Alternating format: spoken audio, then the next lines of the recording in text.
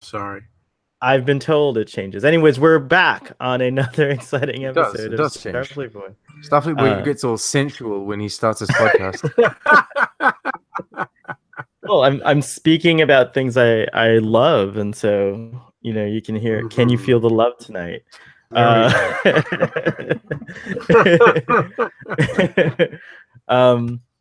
Welcome back to Trek on the Tubes, Sean. It's like TVs. You know how they say TVs, William Shatner. Yeah, I've been getting a lot of TO2Ts in the comment section recently because people just can't be bothered writing Trek on the Tubes too long. But... My cat has discovered the closet and I have to take him out, so I'll be right back. You guys start the episode by talking. What a way to host! Wow, he just leaves. What a way to dump the summary on us. No, well, no, we're not, so pro. Sorry, there is an agenda for this episode. So first point of discussion is the Star Trek Discovery trailer. So one of you has to summarize that. So start doing that. Okay. Okay. All right. God. Have you seen it? Did you watch I did. I watched it. Okay. I watched it a couple of times actually. I'm gonna summarize it in my own very specific way. Go for it. So they try to set up essentially the mystery. Spot. Is he here? Let's see here. Arthur's gonna. Hello. Where are you in the summary? Well, I'm just about to begin. So this episode you weren't has gone everything. For that long, you know. Yeah, you weren't. You could have just left and come back, but whatever. We have a cat guest. This is my friend Arthur. I was gonna say Harry, but no, it's Arthur, right? Yeah, and now I'm gonna let him explore the rest of the. There he goes. He likes to perch up on the window. All right. So I believe Sean was gonna go into the summary. Oh yes, yeah. Very specific summary. Did you guys both? Okay, go ahead. Sorry. We've all seen it, essentially. Yes. So yeah, no. It sets up a story about 7 red spatial anomalies that appear in Federation space or something, and so Pike takes control of the Enterprise, or he's sent to command the Enterprise and figure out what's going on. We also learn later on that Spock is somehow involved with these anomalies. He took a leave of absence and he was doing research on those anomalies, and so we were not going to see him until probably the end of the season or something. And so we start off with some intriguing Pike on a bridge, and then it kind of turns into action-packed randomness with a generic pop song. Yes. Oh, poor Lenny Kravitz. It's a different generic. Song. It's a different song in the Netflix Asia trailer, which has a few little extra. Well, so I was going to say, it's not just Netflix Asia; it's Netflix General, like Netflix International. Oh, they have a different trailer. Yeah, and I think even Space has a different trailer for Canada. Oh, but it's all the same thing. It's just cut differently. Someone should do a super cut. Someone out there who has better skills than I do. But you're not allowed to do that because then you'll get shut down by every country, which is, well, everyone's region blocking their own trailer specifically. Someone should do a stick figure super cut of. Okay, that's a lot of work for nothing, isn't it? Yeah, that's allowed. I have no specific problem with what they're setting up. I have a problem with the way the trailers are done. I don't know who they're marketing it for. I think they're marketing it for me. I was like apeshit over this trailer. I don't know. I was like, how though. Wow. It's not like. Okay, I've seen some terrible movies that have amazing trailers, and vice versa. I've seen some terrible trailers that have given us some good movies. And I don't know. This feels like it. It's the traditional Discovery meh, but with the trailer that annoys me. Oh no, I felt totally. I disagree kindly, but Doctor, chime in about your feelings too. Don't make me send Chris Evans on you. I wasn't.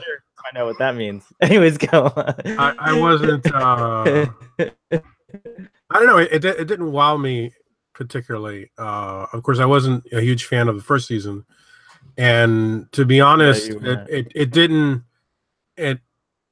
not much in the trailer made me think, oh wow, I'm gonna jump back on and give it another shot. Pike. My first impression when I saw Pike was, I'm the whole thing, the thing with reboots, with constantly rebooting, is you get a sort of fatigue, and you just sort of get tired of seeing the same things over and over. And this is, I'm going to call it. It is a reboot. It's not a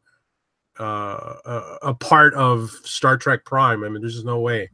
And that argument is it's a long argument, but for me, it's the third. I'm happy to have. But anyways, go on.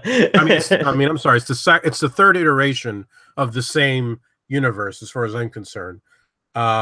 We've seen, this is now the third Pike, and I'm like, I'm just bored. Unless it offers something beyond a V'ger-like plot that it seems to be setting up, I don't know. I'm not really too excited. The humor also kind of caught me off guard. I'm not used to. Yeah, Star Trek is not. The humor is directly jacked from the Orville. The turbolift humor with the Saurian sneezing on the other guy. That's classic Orville right there. Classic Orville. There's only been one season, but right. I'm glad that Star Trek's taking a stab at the goddamn Orville. I don't think that's a good idea. I don't think it's Star Trek should be the leading show. Yeah, Star Trek should be the leading show. They shouldn't be inspired by others. They should be inspiring others. No, and considering the Orville is a pale copy of TNG, you don't want to copy a pale copy. Right. Okay, so right. my expectations for Star Trek Discovery, are low in general compared to other things. So not lower than mine. No, obviously not. But but season 1 was such a drag. It was so depressing with a few highlights. It was just like, can you just start again? And it feels, I think that's what excites me about the trailer, is that it feels like enough of starting again. I feel like, yeah. Sorry, Devil's Advocate. I think this is cut from episode 1 and 2 only. This feels like it. This feels like it's just really what they've filmed and what they've kind of worked on visually. What they've done some posts on. So, I think we haven't seen the rest, especially at this stage. Alex. At this stage, they're trying to sell the show as best as they can. They really need the audience, right? We can all agree on that, right? So, but what audience is it?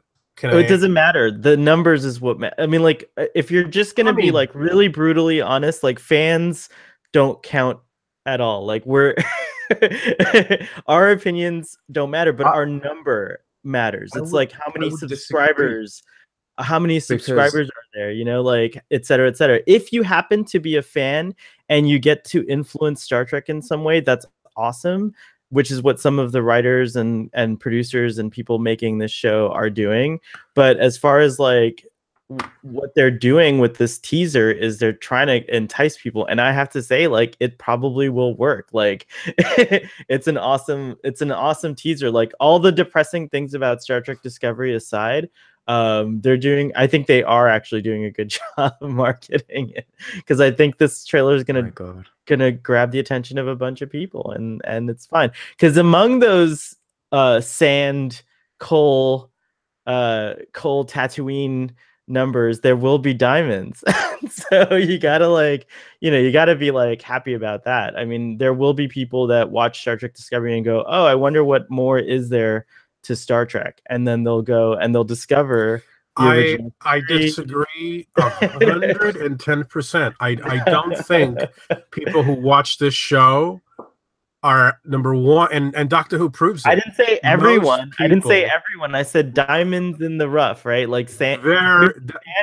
Here's the sand of Star Trek Discovery people, if you will, right? And among them, there will be people that even the cast members themselves, to use an example, many of them, I think this is not I'm trying to remember Twitter, which is a lot to remember. There's a lot on Twitter, but if I'm not mistaken, Anthony Rapp went back and started watching Star Trek: The Next Generation and Star Trek. I think he'd already seen the original series. Because he's paid to. No, but like the point is, no, you're not. Like, you know, you don't, like he's going to paid be to going to like- conventions. He's going to be a Star Trek personality. It's to his Fine, advantage. but that's still a new person that he genuinely loves Star Trek now. Like where he didn't really know much about it beyond whatever he had been exposed to by pop culture. That's a bad example. I don't think it is. I'm sorry, it is a bad example because he's never going. Okay, let's be honest here. We love TNG, but there are some shit episodes. Oh yeah, Anthony Rapp is never going to sit up on stage and say, "Hey, look, the last episode I watched of TNG was this one, and it was bullshit." He's never going to say that. He's never going to say that. Well, I mean, because he's more. I don't know. He might. He's a paid actor, and so he's watching this on his own time. He's not paid to watch them. He's watching them on his own time, and he's doing it for his own benefit because he knows, of course, that he's going to be. He knows that he's going to be convinced. He's going to talk about it, especially that he's got all this technobabble going on in his dialogue specifically. So he needs to watch other people do it. Your speculation about whether Anthony Rapp would say his honest opinion or not, like, I think that's like not something we can really like argue about. Like, how do we know? So I changed my statement. I changed my statement to I don't think they're allowed to stand up on stage and say anything negative about any of the shows. That's a different thing, and that's a shame because I think Star Trek. If I were running Star Trek, which would be amazing, by the way, Les Moonves, like if you need someone to run Star Trek, I totally will take a very, very reasonable salary to do this for you. Just saying. But like whoever's running Star Trek, if they're afraid of letting their actors be the persons that they are, then it's a shame because I think that like that is something that like seems, I don't know, Orwellian. So, it's weird. I don't know. Building off that, it's therefore a shame that the producers of Star Trek Discovery are not letting Star Trek Discovery be Star Trek. Mm-hmm. I agree with that. The Star Trek Discovery is a misrepresentation of what Star Trek is, and so it that's why fans that discover Star Trek Discovery, very few of them will go back and watch the rest of Star Trek. And if they do, they will be disappointed by what they see. They won't take the time to see that the writing is better and that the stories are innovative, especially for the time for which they were released. They will just compare it to Discovery and say, you know, that there's missing this action, there's missing the CG, there's missing this. I don't know. It's not the same thing. I would agree with that, and I would just to bring it back to the next generation.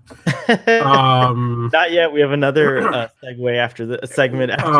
Yeah, sorry. We should get its own segment, perhaps. People are waiting for. No, I'm actually minding the time, and I'm about to end the segment. So finish your thought because you might have the closing. but I do believe that, you know, one of the things that when Rick Berman was running the franchise, as they say,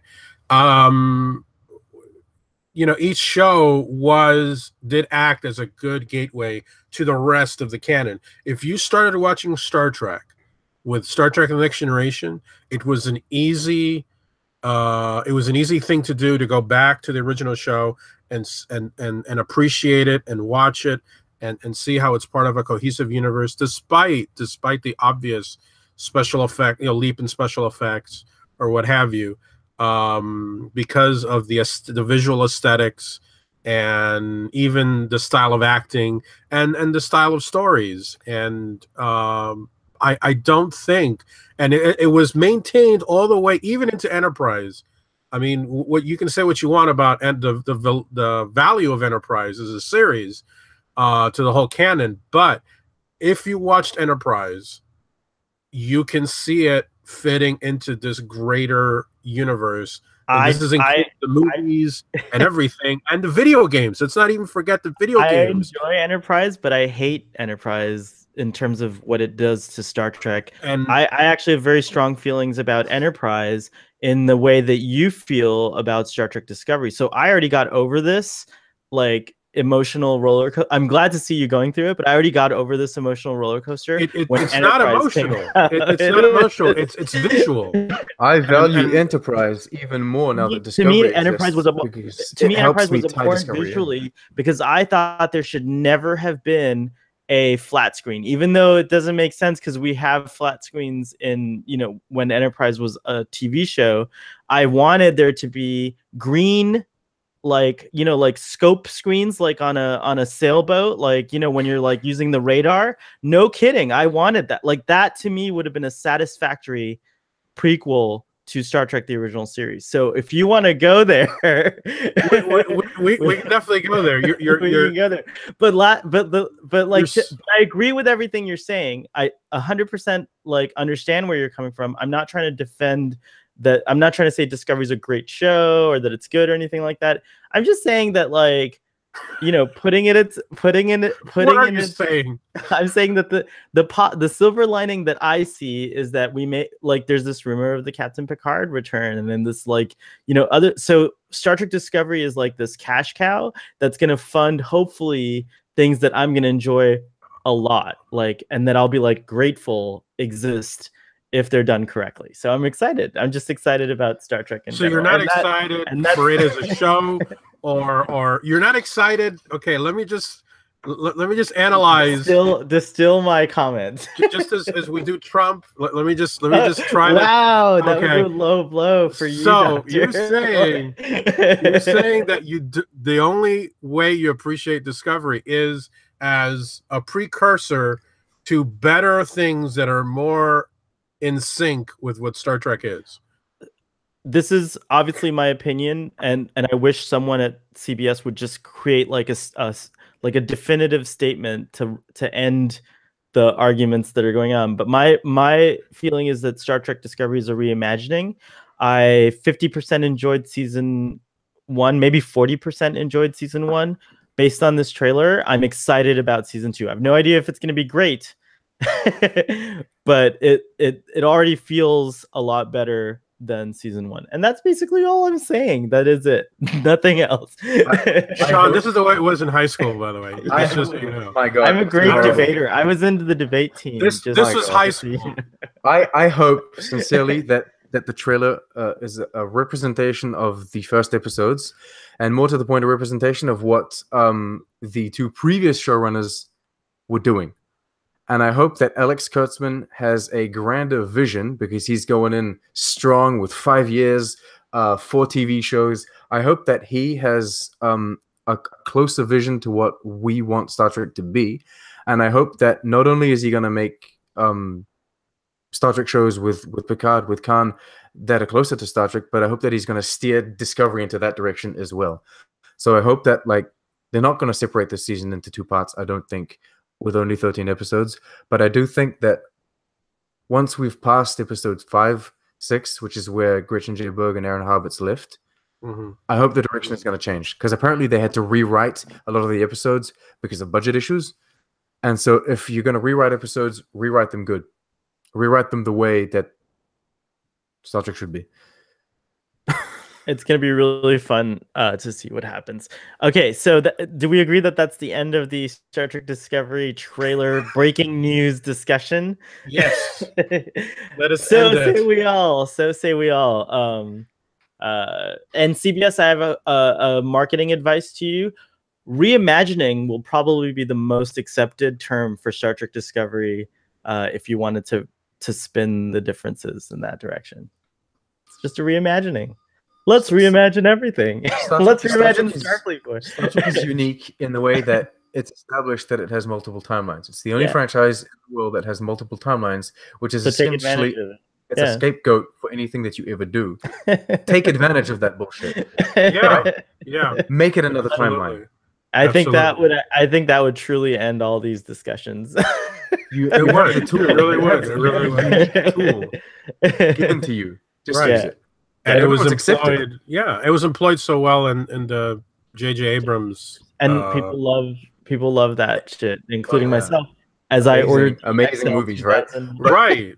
And we're totally fine with that. We're totally fine with that. It's so simple. So speaking of speaking of segment 2, so I wanted to give an update because in the last 2 episodes of Starfleet Boy, I was super excited. I was going to go meet William Shatner, Sir William Shatner. No, I'm just kidding. He's not a sir, but why not?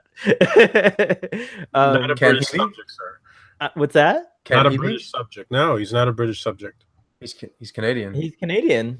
But no, that's part of the Commonwealth, but I don't believe. Yeah, but you can receive the high order of the Bath. You can be knighted. So yeah, Edmund Hillary is a New Zealander, and he's knighted.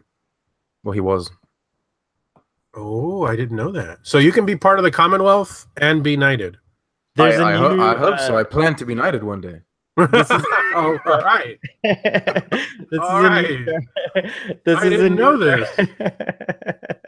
Yes, and foreigners can be too. I think Bill Clinton might be a knight, or I forget who it was. But it's like the high order of the Bath. You're basically the attendant to the bath room. Like you stand outside. If you had to take your spot in the royal household, it would be like, attending to the bath. But the royal. I can see him rubbing his eyes in absolute despair. Like, what is going on? What is he talking about? but anyways, so I was really excited that I talked about it on 2 episodes, that I was going to go and try to get a photo with the great William Shatner, who, by the way, there's a new mission on Starfleet Boy, which is to petition for his knighthood. So we're gonna start that mission today officially. The petition for William Shatner's knighthood starts today. Anyways, so I went up to Fort Lauderdale, which for anyone who doesn't live in Florida, to give you a context, it's like an hour north of where I reside. And when I got there, the parking was like the end of a drag queen performance. It was like terrible. There's a better word, shit show. It was a shit show. So anyways, we finally found parking like far away from the venue, and then we took an Uber to the venue. But I was safe because my time slot for William Shatner photo was 5:20, and we got there we got in at about 4:50 p.m. So I'm running, trying to get there. But my sister had to come along. So, well, she didn't have to. I invited her along. That's such a brotherly thing to say. She had to come along. But anyways, I invited her along, and she wanted to be in the photo. I wanted her to be in the photo, and she wanted to be in the photo. So we got there on time, and the attendant informed me that Mr. William Shatner had already left the building. And I was like, but online it says the photo's at 5:20. I was like trying to argue like if it would make any kind of difference. It's like, hold on, sir, we're gonna call him now, and he's gonna turn around and come back for you, right? But anyways, I did my inquiry, and so apparently the schedule had changed because he had to get an earlier flight out. Which, I mean, he's in his 80s. I imagine if you get tired, you just want to go home. Is he 80 something? Yeah, I'm pretty sure William Shatner's in his 80s. Like 86, isn't he? Wow, I think so. Well, he 86. I don't want to make him old. Down out of there. Wow, He's 87. He's 87. So yeah, I think he does a yeoman's work in terms of meeting people. Like for that age, I would just want to be retired. I wouldn't want to like do any of the things William Shatner. I love his 87-year-old tweets. Yeah, he's a wonderful tweeter. Hey, Star Trek doesn't stop him from saying what's on his mind. Anyways, nothing can stop William Shatner from saying what's on his mind. He also blocked Jason Isaacs, right? I know, it's the drama is so compelling. Yeah, he's just like William Shatner gives no shits or fucks or whatever you want. I love him. I love him. He's all over those people that compare social justice warriors to the movement of the 60s. He's just trashing them. It's amazing. Captain Kirk is pretty awesome. Anyways, but he so anyways, he's gone, right? So I was not able to get my photo with William Shatner, which is okay, because because as like, you know, I was just kind of like, what do I do? And then they're like, oh, there's this because I missed Nana Visitor by herself. I missed Dr. Crusher by herself also. So they said, wait, but there's a opportunity to take a picture with both Nana Visitor and Gates McFadden together. And I was like, what? So they just transferred my ticket to that. Cool. Yeah, That's cool. That's cool. And I'm not allowed to photo, so I'll cover her and show you that, oh my that I am there. That's awesome. That's my very first meeting. It was such a wonderful thing too. It was like I got to talk to them for like, I think it was like, it couldn't have been more than 30 seconds, but they were so gracious and wonderful and like radiant and just like very attentive. Like both of them made me feel like that 30 seconds lasted like, you know, a whole day. It was like an astounding experience. So that's cool. Yeah, so I'm so grateful that Gates McFadden and Nana Visitor were my first Star Trek encounters with cast members. So yeah, that's the end of that update. That's cool, man. That's really cool. And if you want a drunk perspective of that story, you can listen to the last episode of Drunk Space Nine. Audience. All right, so that ends the. Oh, and I got a bunch of stuff which I showed already, but I'll just show this one thing today. I'm going to spread it out over time. Because this is. For people that don't recognize it, it's a Borg cube.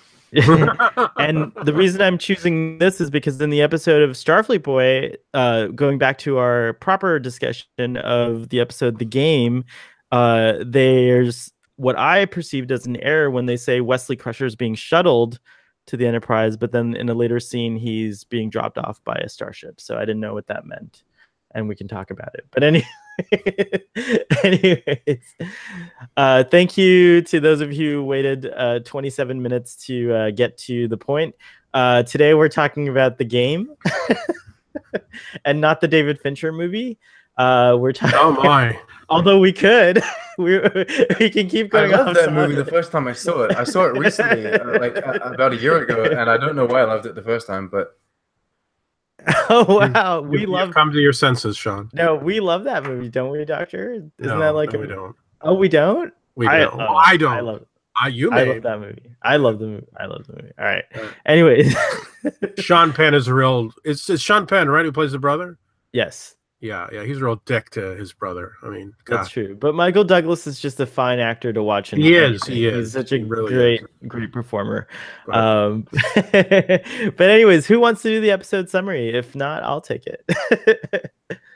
I'll throw my 2 cents in so we can quicken things. Quicken the pace here. Thank you. So Riker is on Risa and he's indulging in some Risian pleasures. And he is quickly introduced to the 24th century version of Pong, and we cut to the Enterprise and we get the return of Wesley Crusher on the ship, and he quickly meets the Enterprise is on a science mission, and they're going to study some I don't know, one of the many spatial anomalies that they categorize or whatever. And they've got like multiple science teams that are going to take turns at, despite the fact that it's a Galaxy class starship, there are just not enough sensors for all the science teams. And instead of sending a science ship, they're going to send this massively unequipped Galaxy class starship to study this anomaly. There's just not enough sensors. They have to do it in shifts. That's Geordi's job. And Riker's really stressed out in the episode because Riker's super stressed. He has to manage all the shifts. Yes, all these scientists have to take turns at the one panel that can control the one sensor array that are on this Galaxy class starship. But don't worry, because Wesley is on board and he's going to fix everything, along with Ashley Judd, fabulous Ashley Judd, Robin Leffler, which we've already seen in previous episode Darmok. Right. Yes. Exactly. She's made another appearance. I thought she's been maybe this is her second appearance. But anyways, go on. Yeah, I think this is her second. She plays in the horrible movies of the Divergent series, or in whatever that is. Oh God, is she? I saw the first of that and then just tried to forget it. Oh, poor thing. Possible. Yeah. Wow. I thought you were gonna do a quick summary, Doctor, and that's why it turned into a long rant. And I'm almost done. Yeah. And poor Ashley Judd and Wesley fall into this really lame let's take over the ship plot, and they managed to have a romance at the same time. They have a semi-romance and the beginnings of a romance, and they save the ship, and that's with it. Data's help, who's incapacitated throughout most of the episode. Yes. Yeah. All right, that was a good summary. The only thing we didn't cover in the summary was that there was an alien plot all along to steal the Enterprise. That was covered in the statement. Another lame attempt at taking over the ship. Oh, you did. No, you're right. Yeah.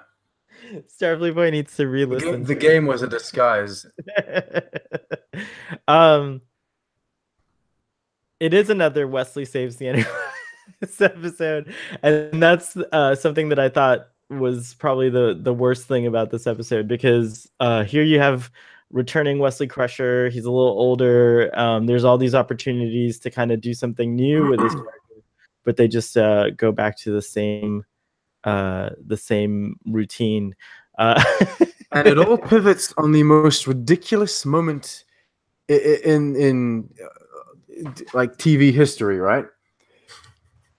Essentially, there's a game that's been introduced on the ship, and okay, fine. Everyone's being a bit weird about it. They're being annoying about it. It's not as annoying. They're having orgasms everywhere. It is really weird. It's like okay, but it's not as annoying as fidget spinners, right? Okay, it's essentially just a game that everyone likes, and then so two teenagers are sitting in the bar, and one of them says, "Hey, we should try it," and his reaction automatically is, "I don't know. I gotta run some tests." Why are you suspicious of a game? There's absolutely no reason. I think nothing. Honestly, I think that if I saw someone playing a game and orgasming every 5 minutes, I would be suspicious as well. Like I would be the first one to try and jump into that game. No, I really would not. I swear, I would not. I would definitely not. You don't know me, sir. How dare you judge me? How dare you? No, I really would. I really intrigued. Come on. I remember hating this episode when I was a kid, because mainly it was like abundantly transparent. I thought as a kid, I remember it feeling like because by this point I was already analyzing the episodes, like I was old enough, and I just felt like, oh, this is like a Just Say No to Drugs episode, like in disguise as a game, because that's what it like. Now that I've experienced some things, it's definitely a Just Say No to Drugs episode disguised as, a game. Everyone's addicted to the game. They're spending all their free time, which is pretty impressive, by the way, that no one went like so bad that they stopped playing the game. They stopped doing life at all. Like it seemed like people were still doing their jobs, which is really weird. But I guess that's because the programming of the game was to get you addicted so much that you would follow these like subliminal orders that were being placed in your head to take the ship to this point. So I thought it was like cool in that respect from a science fiction standpoint. Like it was a great way to hijack a starship. I just thought it was executed really badly. I think there could have been other ways that they brainwashed the crew, which is essentially what the game was trying to do. I thought that it was really kind of, I remember as a kid thinking like, oh wow, Data saves the day with a flashing light. Which activate ship wide, but he couldn't activate it ship wide before coming onto the bridge. Right, like it had to be dramatic. He had to like actually shine it at everyone, in their faces. And again, the whole thing with just the whole thing was like not very cleverly disguised as a Just Say No campaign, because you have like the immense peer pressure of everyone like grabbing Wesley at the end and like pushing him up against this chair and like opening his eyes, a la that movie by Stanley Kubrick that I can't remember. Oh, Clockwork Orange. and then putting this thing on him. It's like, it's like it was just like a weird episode at the time. Yeah. It's still a weird episode, but it has Ashley Judd in it, which is great. Star Trek has this weird way of they come up with these very creative, amazing ideas, but then they execute them awkwardly. And I understand that like they have a limited budget, and it was like they were, they only had a week to make the episode or whatever, and it's only 40 minutes long. So sometimes it's cool to see that Star Trek came up with the idea, but then nowadays we get modern movies that take those ideas, adapt them, and make them better.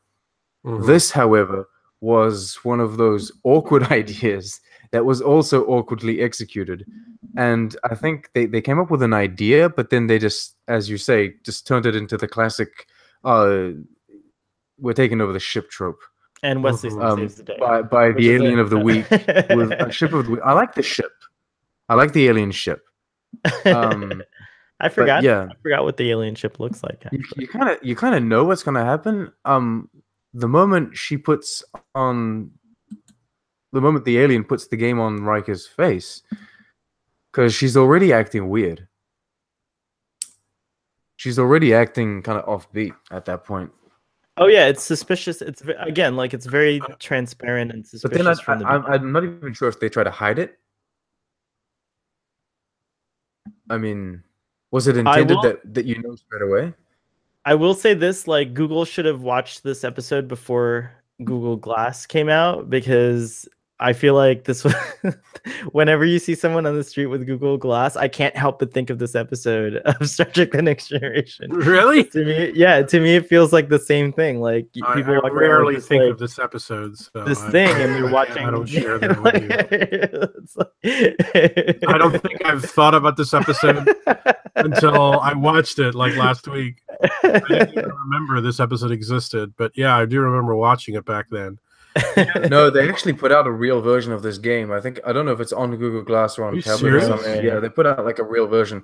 It's just an app where essentially you send discs into whatever they are, little whirlpools or whatever. Yeah, but it's not sci-fi, so it doesn't give you an orgasm. It just does nothing. So it's a pointless game.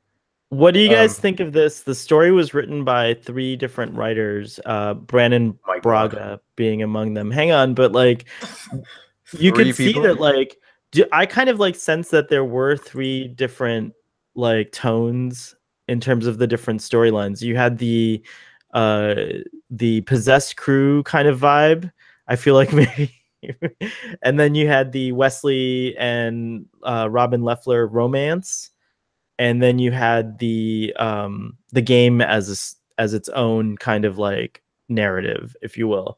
So I thought that was interesting. Now that I'm kind of looking at that there was 3 writers. Do you think that that's something that like maybe failed the episode? Is that they were too ambitious and tried to have too many things going? Was there any one plot in this or story that if it were the only story, it would have been a better episode? Like, how would you have made this episode better?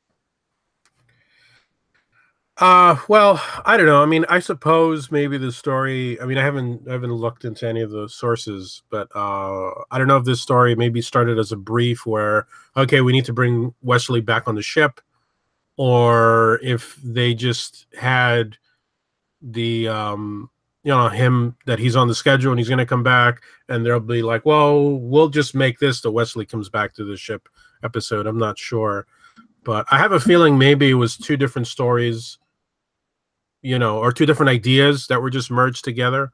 Because I don't think this episode particularly highlights Wesley in a great way in terms of how of the main plot. I think the actor Will Wheaton makes a very good, actually makes a good return to the show. I think he's a lot more relaxed in his performance.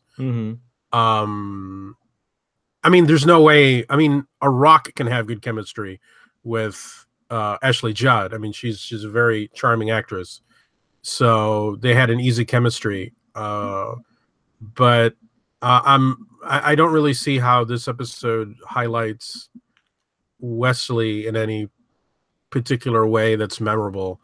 So I think it was just, you know, Wesley's going to come back. We have this idea of, I mean, and you know, you're saying drug addiction. I was just taking it for what it was, which is video game addiction. Oh, which is a drug addition. I think it is like a kind of I would classify it as a kind of drug. I think it was officially classified as like a no, it was officially classified as an addiction, like a few months ago it officially was. Really, yeah. I do agree with you. I think I want to modify my statement. It's just addiction in general. You're 100% right. It's like addiction to anything. And like how I'm addicted to Star Trek. No, I'm just kidding. and in my opinion, I think the whole idea of game or virtual world addiction was much better done with the Berkeley episode, you know, than this one. This one, it just sort of, you know, I just didn't buy any of it. I didn't buy the performances by the rest of the cast when they would you know, become part of this whatever video game cult. Nothing seemed amazingly enough, we never saw the scene where Worf becomes addicted to this. I would have loved to have seen how somebody would have addicted Worf to this fucking thing, to be honest. I also noticed they didn't show Geordi, because that would have been an interesting scene to set up. No. Right. I mean, how do you put that thing on Geordi, all right? Right. I mean, he doesn't even see in the same way as we do. Yeah, would he even see it? Right. just inject him with orgasm juice to like what's going on? I mean, I don't know. Yeah, it's true. So I mean, why that choice? I wonder. From like, why make the reactions like like every time, like, you know, it's like so it's cheesy. I think there was a lot of cheese. By the way, that is not my real orgasm face, to anyone in the audience wondering. I'm imitating the actors on the TV show. Just saying. Well, but for the audio audience, is that the voice though? No, it's not the real one. Just only my lovers are privy to the real Remember, voice. we have an audio audience. That's true. These kind of episodes, they always make me think of what is it, Conspiracy? Like this, what is it, the season 1 finale? The bugs? Yeah, the bugs. I love that episode. The trills before the trills, right? Yes, the evil trills. Yes. The dark trills. So they are actually. These kind of episodes, they always make me think back the dark to that trills. Yeah, and it's like, God damn it. So you just got that? You just heard that? I was trying to speak, and then it just came into my mind. I was like, "Fill the dark trills, goddamn." Sorry. Yeah. No, anyway, so I don't know. It reminds me of an episode from season 1, which is probably not the most flattering thing that you want. But you guys are probably really curious about my rating for this episode. It's gonna be a 10 as usual, isn't it? We'll see.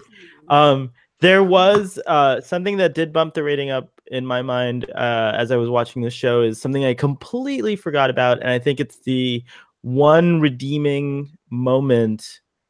The only reason I would ever think about this episode is because in the scene where Wesley and Picard are having their tea, they mentioned Boothby, which is a really cool reference to the next time we see Wesley, which is a much better episode for Wesley, the trial and all that, you know, the whole thing at Starfleet Academy. So, which actually, that future episode is what inspired people to wonder, I think, how awesome would it be if there was a show set at Starfleet Academy. So people were already talking about this way back in the TNG days, I recall. So that's kind of a cool. It's been a TNG dream for years. It's been the TNG dream to do a Starfleet Academy show based on that future episode.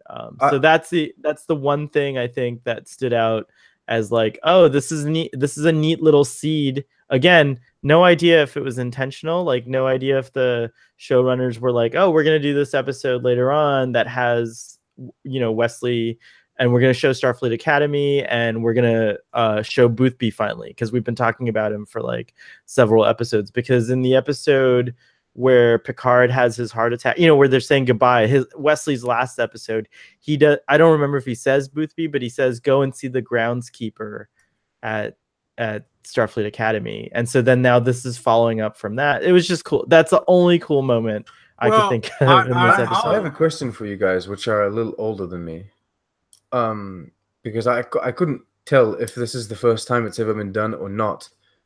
But in the same way we see kind of Iron Man's display from inside his helmet, we get a lot of point of view of the game itself, as if we were wearing the we've seen Geordi's visor cam several times now. So Geordi's visor cam, but this is like a virtual so this is like a virtual reality display that's kind of superimposed onto real life. Yeah.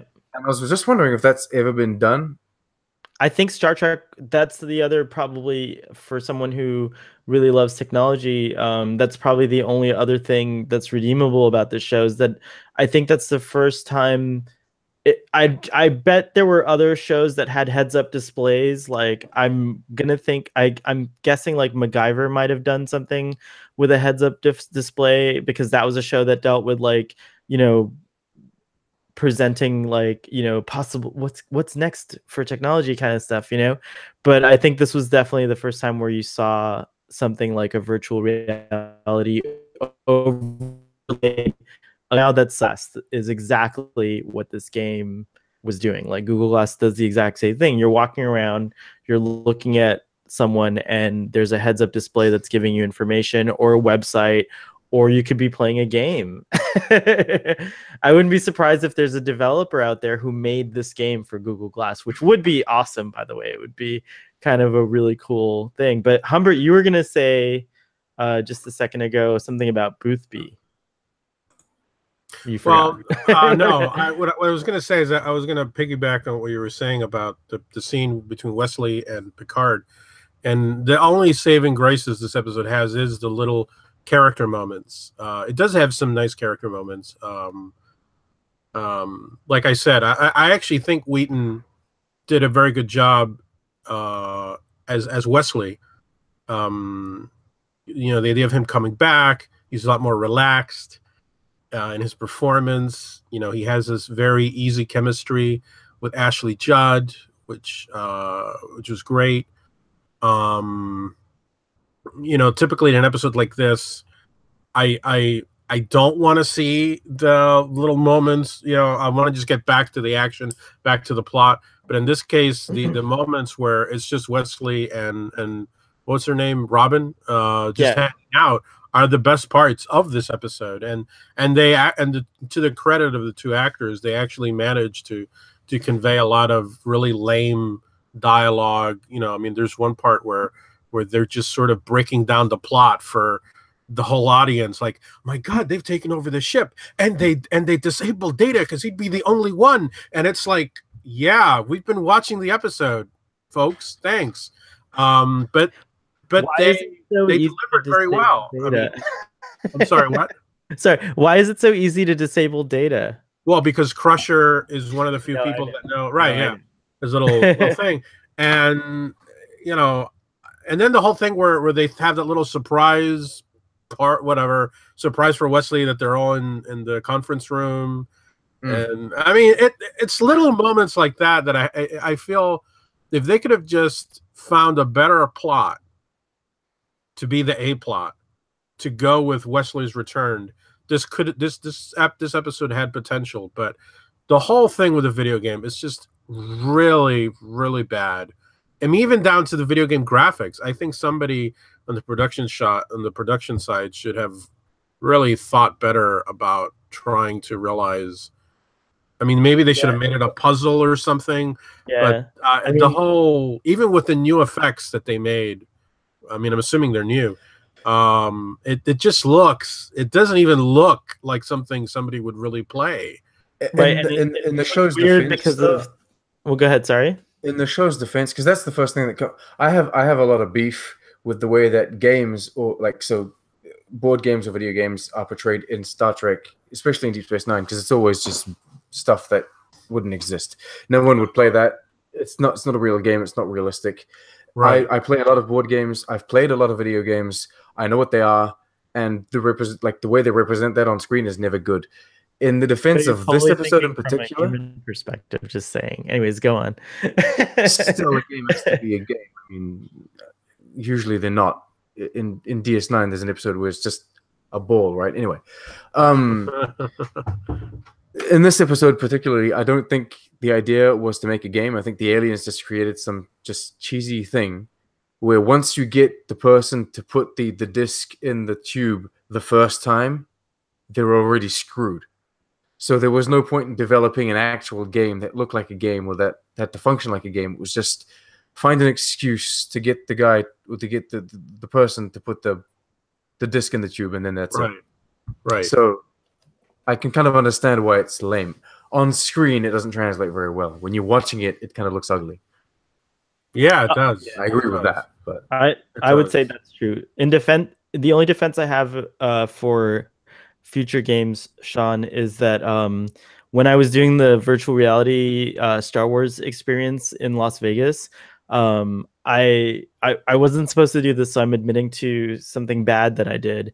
But there's employees that are monitoring the game from a camera to make sure nothing someone could trip and fall. Like you're walking around with this thing on your head, so you're not actually seeing thing, and if the center of gravity gets calibrated incorrectly, you'll fall, you know what I mean, like, or something will happen to you. So they have people that watch the game from like cameras that are throughout the whole thing. And so I was just curious and so I kind of discreetly stepped behind the employee so I could see what it looked like, and I can tell you that it doesn't look like, it looks insane. Like it looks like a very bizarre thing, like watching people stumbling around in in these rooms and like walking around. But in the experience itself, the virtual reality experience, it's not awkward at all. It feels real, and it feels like nothing else. Like it is truly a unique experience. So all I can say about that is that, like, yes, from our perspective as an audience, like a ball might, and someone rubbing it while it makes music, you're like, what's the game? What is that game? Or like, why is that even a game? But in their minds, because there's some kind of neural interface, they might be experiencing the best game ever. And so that's all I gotta say about that. I can accept your excuse for just bad prop design, but whatever. I have a question for you guys, actually. Okay. So the alien plan is to essentially take over the Starfleet of the Federation or whatever, right? The whole, yeah. Oh, I think they were going and for so the whole. They're hypnotizing or brainwashing everyone via this device that they've created. Why is it imperative that 100% of the crew is brainwashed? Why do they have to have Wesley? Why don't they just fucking kill him? Yeah, because there's one left. Yeah, or two why left. Didn't they kill him? When there's two of them at the end, why don't they just say, you know what, flood that dick with whatever gas, kill them all, right? Like, kill the 7 that are left that aren't, and then just move on. Yeah, I agree with that 100%. And I mean, really, you only need to brainwash key members of the crew. You don't have to brainwash the entire ship. But the impression that you get from Wesley and for Robin is that the whole ship has been taken over. And as I mean, maybe they were trying to convey some kind of horror at that, but it doesn't work. There's no, like it's just you're just sitting there thinking, how did this happen? A, so quickly, and B, you just start like questions like, okay, how did they get Geordi? How did they get Worf? How did they get Barclay, for crying out loud? I mean, it's I don't know. It just doesn't work for me. I think this game plot would have worked a lot better, because I do remember something else about the episode that was, again, I guess in its little chunk really clever. But if it was the Romulans doing this, it would have been a million times more believable, because we've already had the Romulans like messing around and stuff like this. You know what I mean? But like this alien species comes out of nowhere. All of a sudden they have this out of nowhere they have this exquisite plan to take over Starfleet. You did not suspect us. Where's Section 31, man? Section 31's asleep here, man. The Lost Fifth TNG movie, right? Bring them back. We never see them again or hear from them. Like, I would imagine that, like, you know, Starfleet, if it was me, like, I would dispatch a fleet and be like, yo, you know, like WTF, like we're gonna be like monitoring you very closely from now on. But I guess the one thing, again, not executed in the best way, but like I do like, you guys made me think about the technology even more. And in the episode, Wesley and Robin were Ensign Leffler were in this lab, like one of these labs that Riker was pissed or, you know, stressed about booking. But they were in this lab, and they basically, what they did to figure out what the game was doing to the crew was they created a virtual model of the brain. And then they saw that the game was triggering the pleasure centers of the brain, hence why everyone was having an orgasm. And so that's how it brainwashed you, is that like it would encourage you to think a certain way, or like to accept these commands perhaps that were being subliminally put in your mind by rewarding you in this way. And so you always want the reward, so you're always going to think that way, which is, you know, good idea, right? Again, going back to addiction. But I think that, like, to what you were saying, Sean, is that, like, you know, another twist on why is it imperative that everyone get addicted? Why is it possible for everyone to get addicted? We know there are aliens on the Enterprise. Like, why would their brains be reactive? And perhaps the game has like different modes. Like it might be programmed for different species, but how, like, again, this amazing alien race that's done all this research, they know every different alien race aboard the Enterprise, so they program these things for every possibility. I mean, like, yeah, they're pretty when you start thinking about the episode a little too much, it just becomes really stupid. Yeah, it breaks down even further. It really falls. Yeah, and so again, yeah, this race is really advanced. They figured out a way to brainwash every single species, right? I mean, they should be out doing something else. Why are you making a crappy game? I guess that's why they're terrible conquerors, is because they spent way too much time programming this thing. They spent like 200 years programming it, but then their execution is poor. It ends in one day because of Wesley Crusher. Mediocre. That's all I have in my notes. Other than Nurse Ogawa is in this episode, and that was. Oh, right. I love Nurse Ogawa. She's like one of the extras that comes on a little more regularly. I think it's. Go ahead. Oh, sorry. I have beef with the fact that Nosagawa is only at episode 47.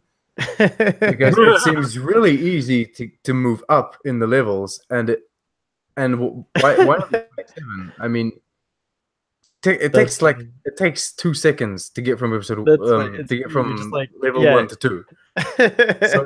And then it goes even faster to get to level 3 because it just happens automatically. Why is she only at level 47? She should be at level 564, right? Anyway.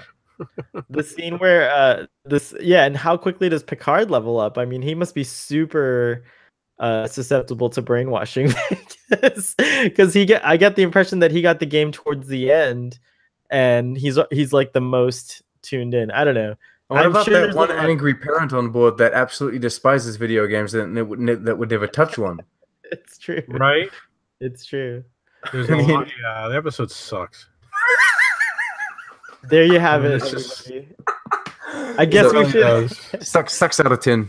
We should go straight to the rating. Wait, there's a few more things worthy. Okay. We got note. Troy's chocolate scene must be talked about. Oh, that was terrible. No, what are you talking about? It was great. And then I just do want to mention that, believe it or not, the character what's her name? The one that Riker was sleeping around with in the beginning of the episode. She Hannah returned Joel. in a novel in Deep Space Nine. Whoa. Yeah, I had the random things that you learn on Star Trek Beta. Why would they bring her back? I have no idea. Now, does Ashley Judd come back? I think Not she in might TNG. be. Those are 2 episodes, I think. You That's know, it. Oh, okay. Okay, why doesn't she ever come back? That's a real She shame. got famous. She got famous after this. That's what happened. Well, I think it's okay that she didn't come back. Since this is Watch this episode. That's what happened. Yeah, right. She does feature in a couple of comics, the character, and according to the novelization of All Good Things, she was still serving aboard the Enterprise as late as 2370. I have no idea what season that is. But she later on becomes, her character later on goes to the Star Trek New Frontier novels, which are the ones that Peter David wrote, where it's a whole, it's like we never see those people realized on screen, of course. But it was the first time Star Trek ever attempted a book series where you don't have, it's not, you don't have characters that were previously seen on screen. But she was a part of that crew, so just wanted to give my little Ashley Judd moment. And then very nice. I do want to call out, since she was mentioned, Catherine Moffat, who played the Riker's alien dealer in this episode. She stopped acting, it seems, in 1998, and she played a character on Sliders, and that was the last thing she did. Oh my. Which, by the way, it is. It's strange how Starfleet Boy's mind works. Going back to the Discovery trailer for a second, it was also announced, there were announcements, and one of them is that Rebecca Romaine, formerly Rebecca Romaine Stamos, will be playing number one. Will be playing number one on the show, which I'm excited about because I like Rebecca Romaine. I got a thumbs up from Trek on the Tube as well, and probably from you, Humbert.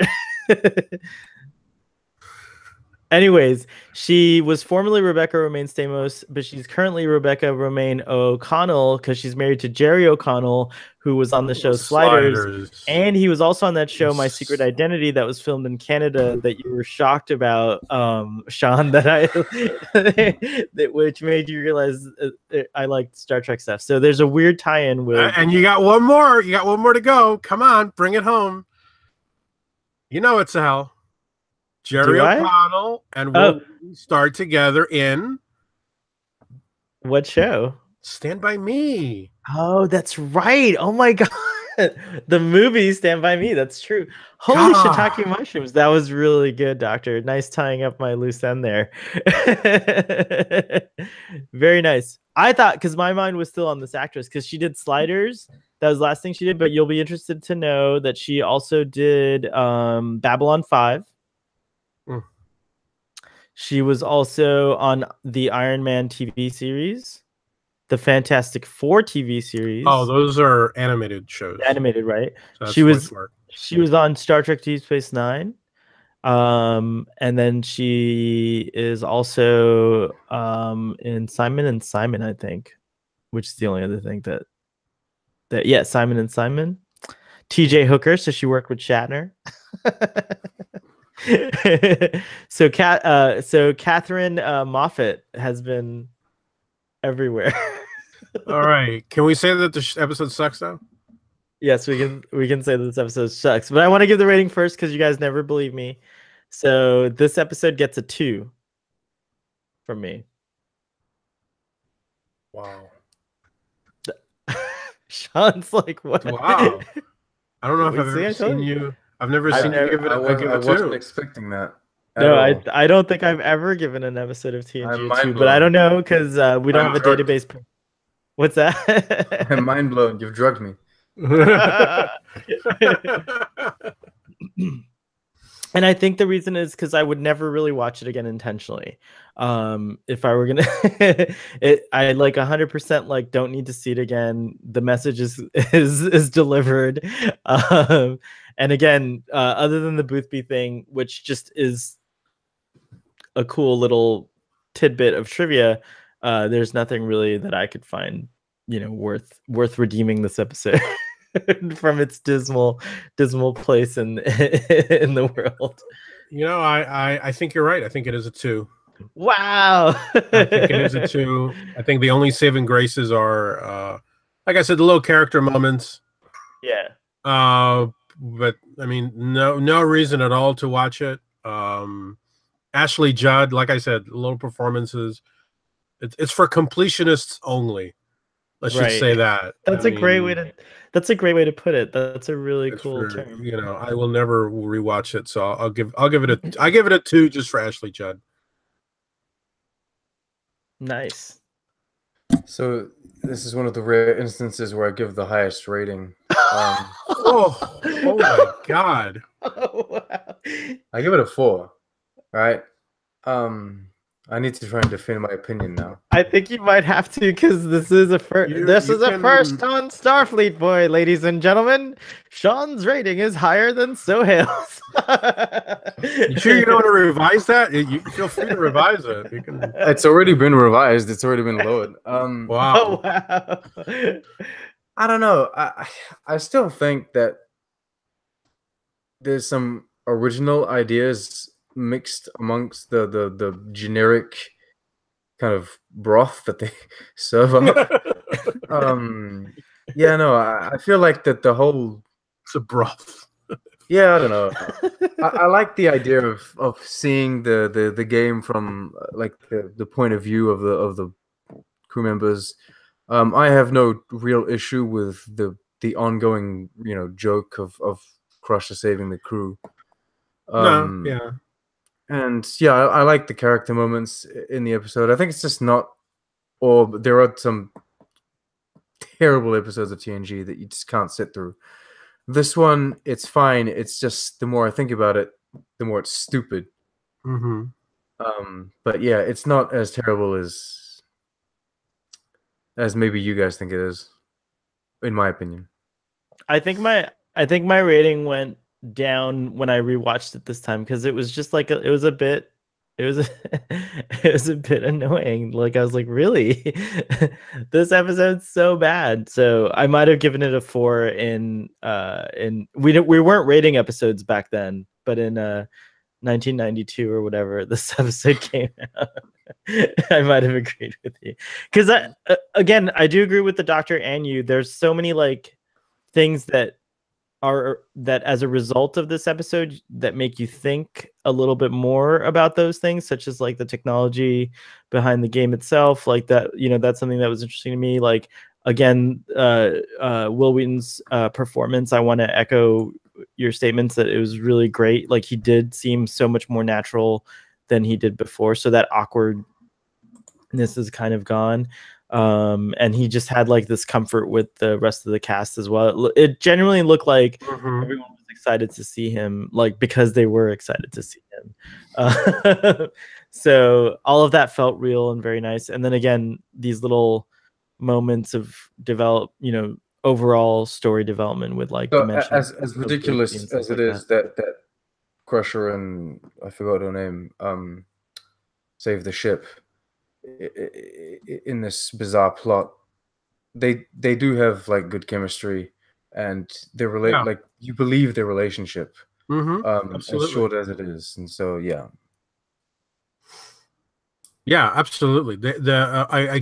I think Wheaton. I mean, I don't remember the full story about why he left and all that stuff, but I think this episode proves that there was life in the character. There was potential. He could have come back and been a stronger character.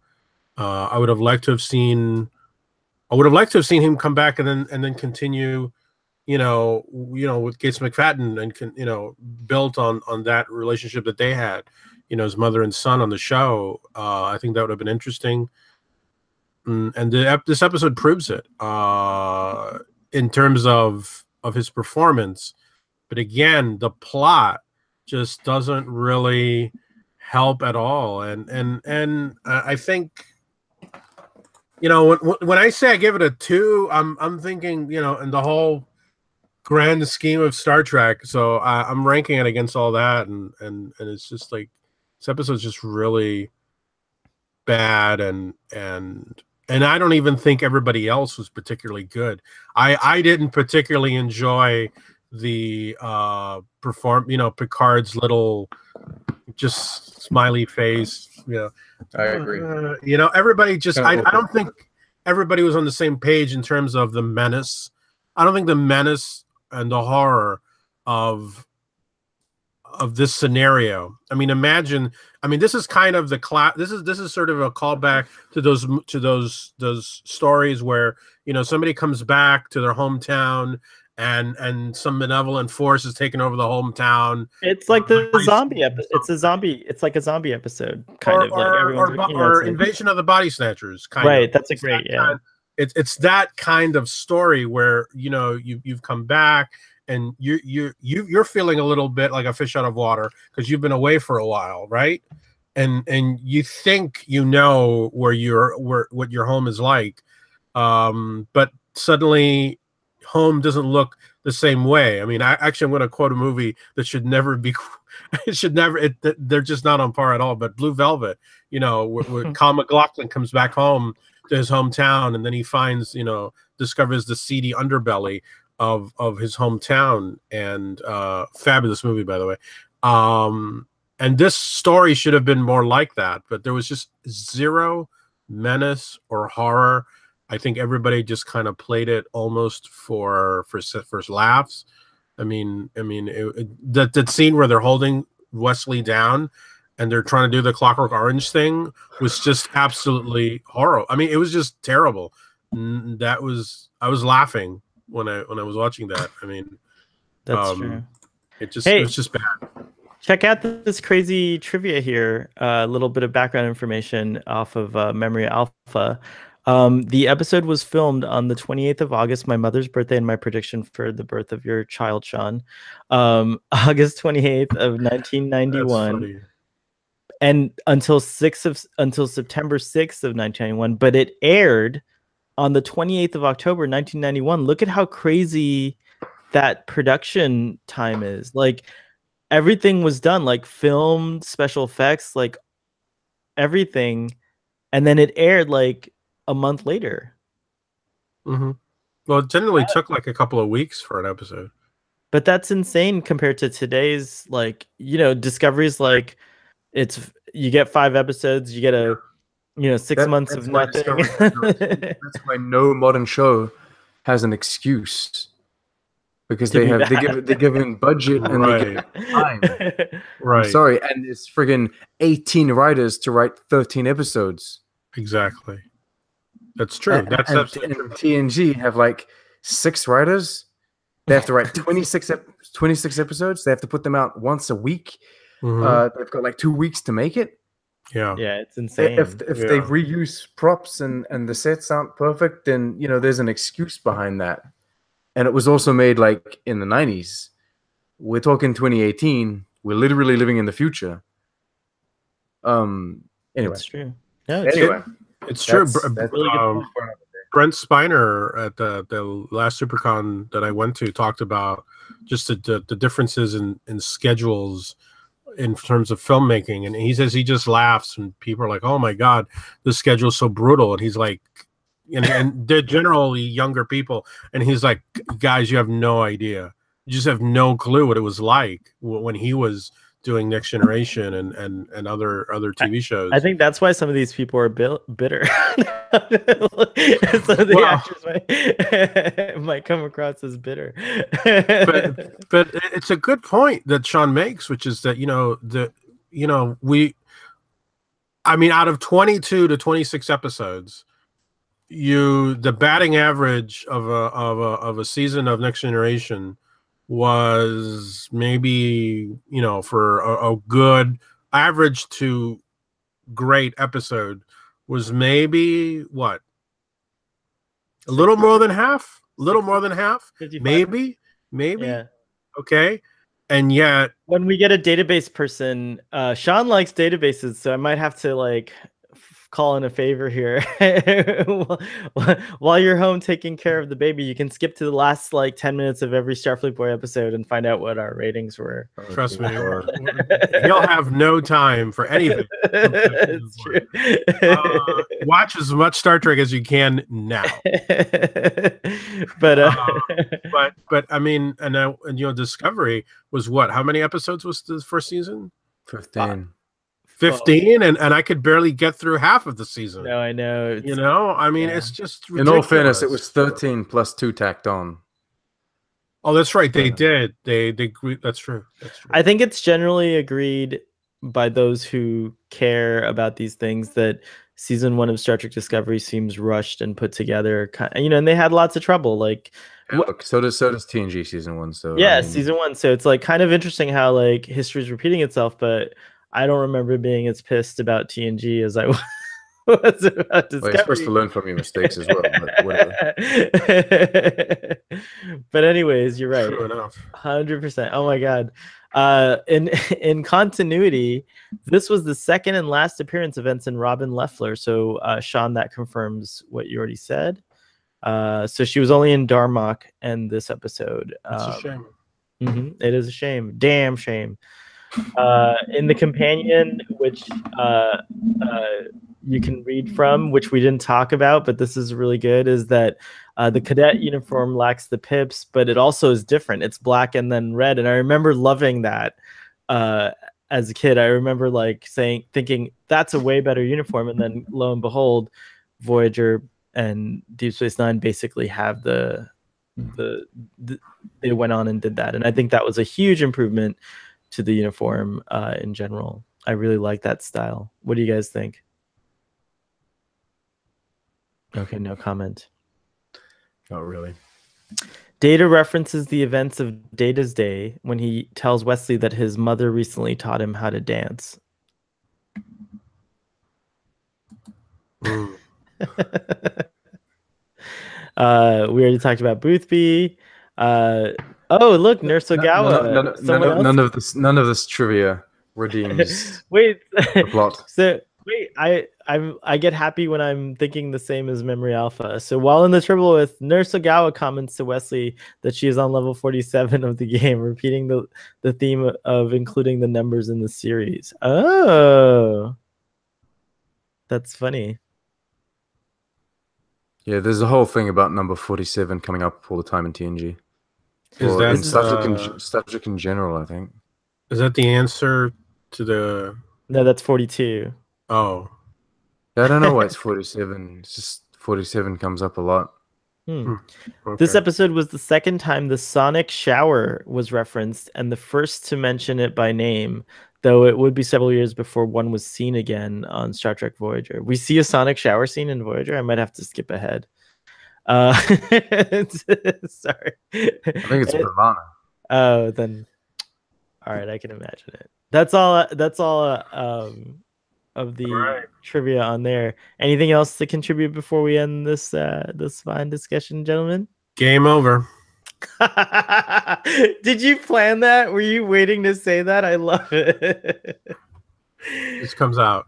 Game over indeed. And so thank you, gentlemen, for joining me on this discussion. Thank you, audience, for sticking with us to the end. If you made it this far, I'm sorry that this was an unusual episode, but I didn't think that the Star Trek Discovery trailer deserved a whole episode by itself.